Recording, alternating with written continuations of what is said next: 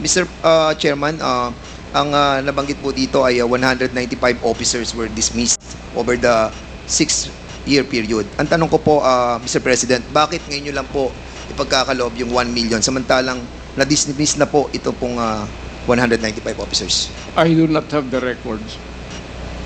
Sir, Wala po hindi kayo. hindi ako Polcom. So, hindi ko alam yan.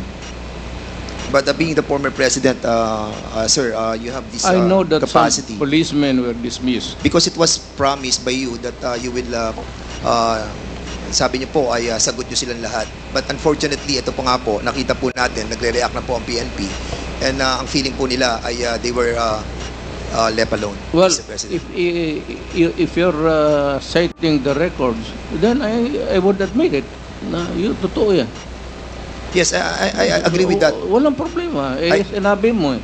Hindi, I agree with that, Mr. President. But my question is, bakit po natin silang napabayaang katulad po nito?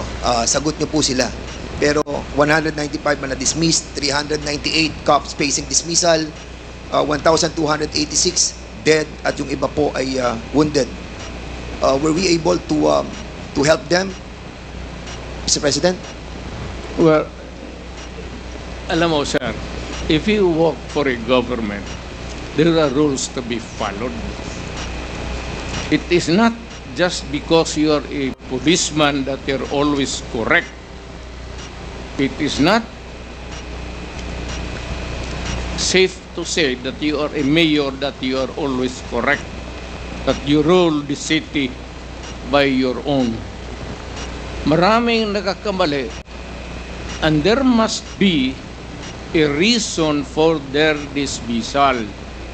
There cannot be a dismissal without a lawful ground.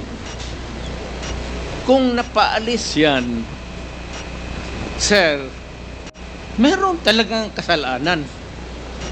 Hindi mo pwedeng basta i-dismiss mo lang yung pulit.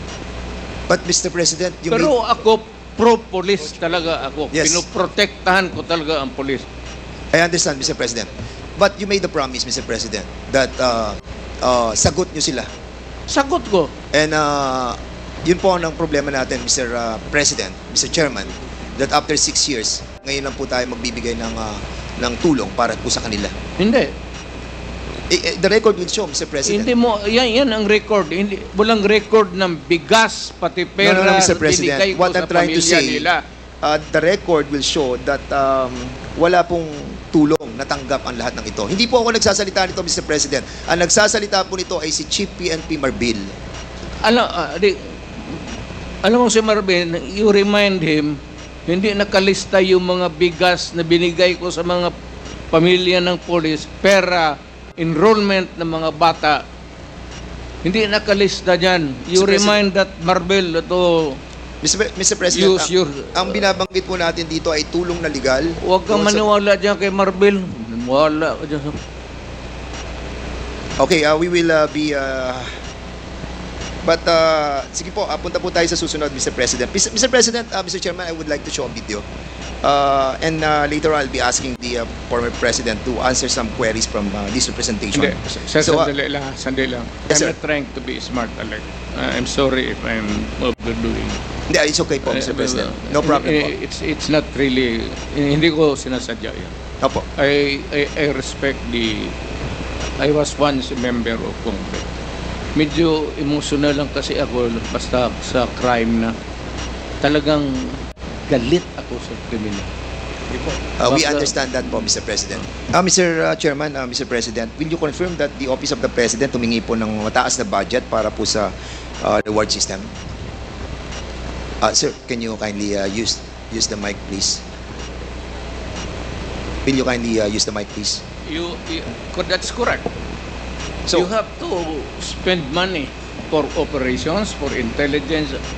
Alam mo, sir, if I may be allowed to explain, ang isang pulis, at magtanong ka dito after this proceeding, magpunta ka ng anong istasyon, ang pulis, hanggang sweldo lang yan, pati equipments, office materials. Pero sabihin mo yung pulis, na may sariling fund for an operation day-to-day to follow up cases sa mga criminals, wala, sir. Magtawag ka ng isang police dito ngayon. Magtanong ka, pagkatapos dito. Yan po ba, So, Mr. President? kailangan, Go ahead, sir. Yeah, Go ahead, yeah. sir. No, go ahead, sir. kailangan punduhan mo talaga ang pulis. Lalo na if there is a serious crime, kidnapping, ikaw talaga ang finance niyan. Walang pera ang pulis na mag-follow up kung saan dinala yung victim, kung they have to spend money or else you end up with nothing. And sometimes pag yung time limit na binibigay ng kidnapper hindi na masunod, pinapatay nila. That's why it's a race against time. Kaya ako, pagka ganito, bas kung na presidente ako, pag yung mga may kidnapping, ako talaga ang nagbibigay ng pera. At ang order ko sa kanila, sir, nandito na lang rin tayo. Pag nahuli ninyo, patayin ninyo lahat. Huwag ninyong dalhin sa Sir, pupunta ng presuhan niya, papakainin ko pa yung mga... Mr. President, thank you so much for refraining yourself from speaking bad yeah, words. sir. We appreciate that. No? Nakikita po namin na talagang pinipigilan nyo ang sarili nyo. Takot ako sa inyo, sir. Hindi po, sir. Natutuwa po kami dahil nga nagiging maayos po yung Pero ating pong usapan po, sir. Sir, kasi po may... Sweating hands, oh.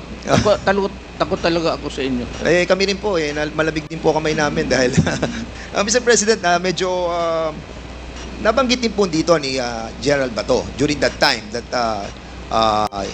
siya po ay tinatanong ni Senator Grace po na sinasabi na sino magdi-disperse dun sa Office of the President. At may sinasabi po si General Bato, sino po ba yung sinasabi na assistant na magdi-disperse po nung pera para sa reward system? Yes. Sino po, Mr. President? Hindi ko na sinong kahiro doon. Kasi may sinasabi po si Gerald Bato na tao na magdi-disperse ng pera from the Office of the President. Sino po yan, Mr. President? Hindi ko na alam talaga. Pagka ganung police operations, actually, it's an official, it's not a hidden item there. Kunin mo doon sa kahira sa baba na kahit police operation Mr. President, lahat naman yan police operation. It cannot be funded by it cannot be a police operation cannot be funded by private money. That is not allowed by law.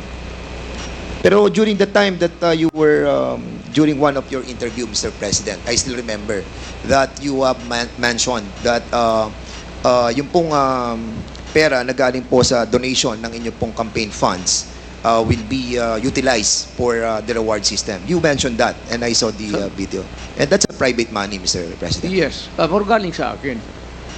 Hindi na private money kasi natanggap ko yan. Nakahawak ko na the money I was already when I was in the official na ako. But in accordance with the rule of COMELEC, yung excess money po na ginagamit po natin sa kampanya must be returned back to the COMELEC, Mr. Chair, to the donors, Mr. Maniwala President. ganyan. Hindi, yun po sinasabi ng COMELEC, Mr. President. And yun po yung ka sa batas COMELEC. na atin po dapat sundin. Tanungin kita, sinong kandidato nagsauli Mr. ng pera? President, you cannot ask question.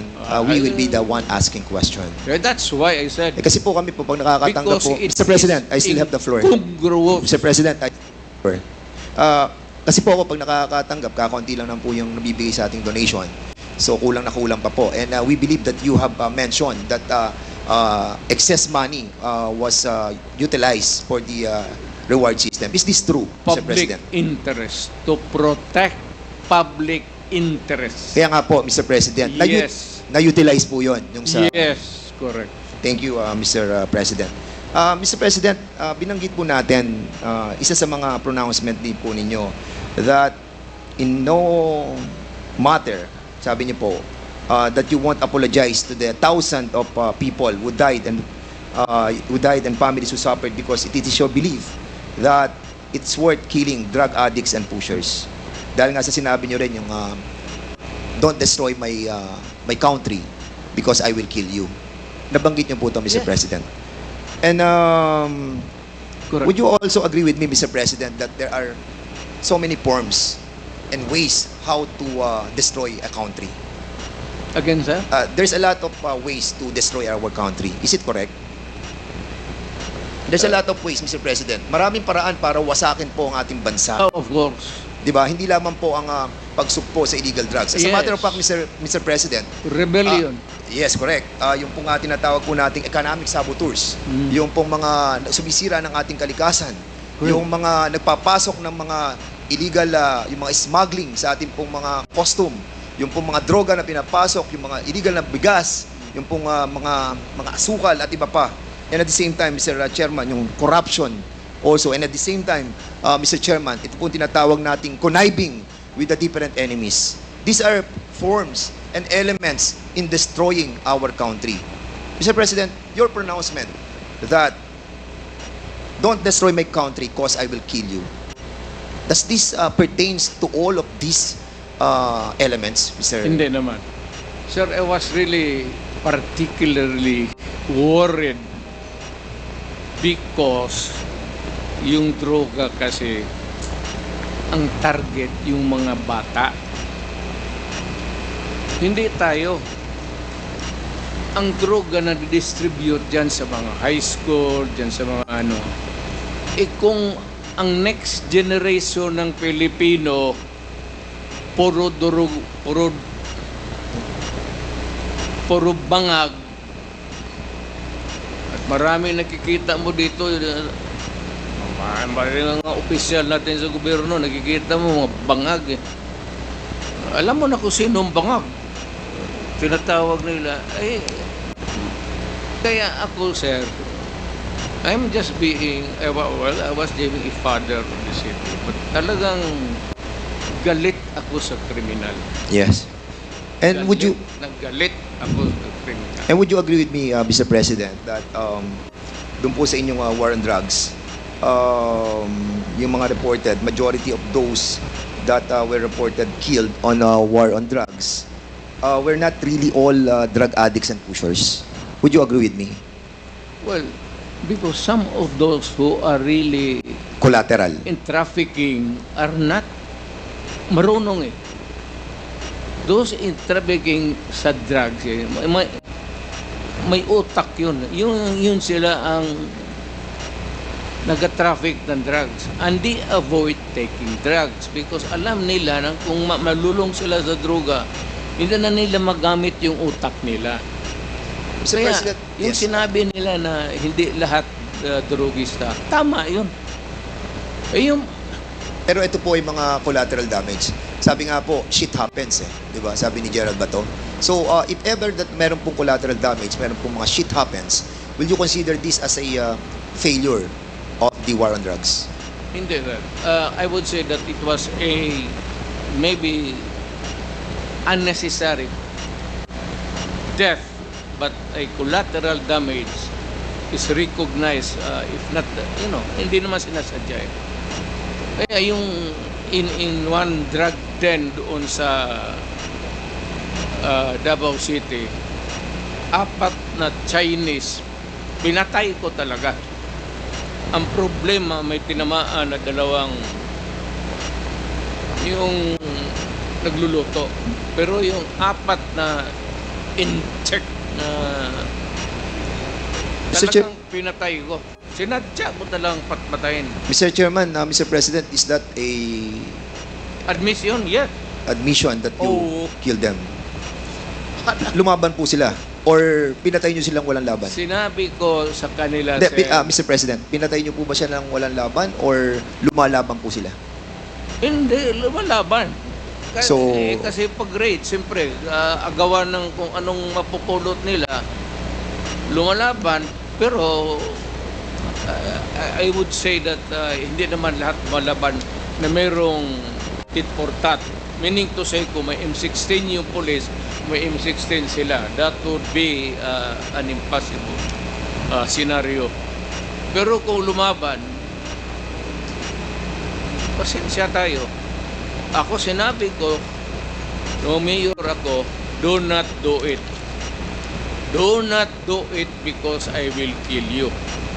Kung yung naabutan ko doon, kagaya ng 4 na inchik, talagang pinatay ko. 4 po ba yun or 6, Mr. President? 4 po ba yun or 6? Kasi a while ago you were saying 6 po. 4 lang. 4 lang po. So, pwede po na malaman kung sino po yung mga 4 na po yun. Ano pong pangalan po nila? Alam mo, sir, ang lolo ko Chinese. Baka nga yung isa siguro pinsan ko pa yung hindi ko alam, sir. Hindi ko alam tinanong.